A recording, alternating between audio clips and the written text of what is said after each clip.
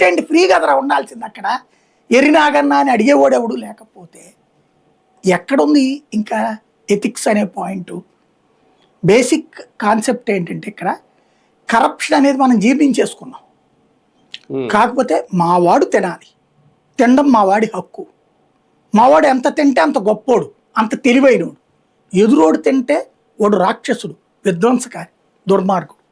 ఇలా చెప్పుకుంటూ బతికేయడం, ఇది ఎథికల్ న్యూస్గా ప్రొజెక్ట్ చేయడం అనేది నడుస్తున్న రోజులు. అంతకు మించి ఏం లేదు ఇక్కడ.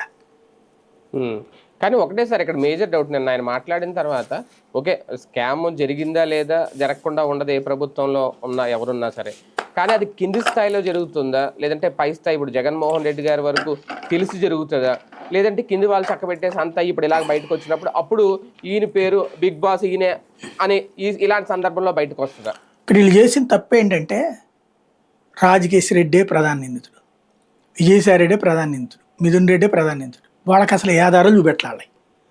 ఇప్పుడు వీళ్ళు ఏం ఆధారం చూపెట్టారు?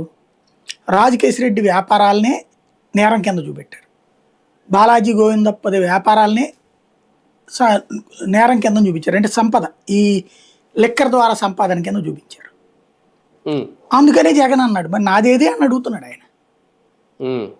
అది అక్కడ తను అడిగేటటువంటి విధానం. బేసిక్ సమస్యల్లో ఏంటంటే ఎక్కడి నుంచి డబ్బులు వెళ్ళినాయి,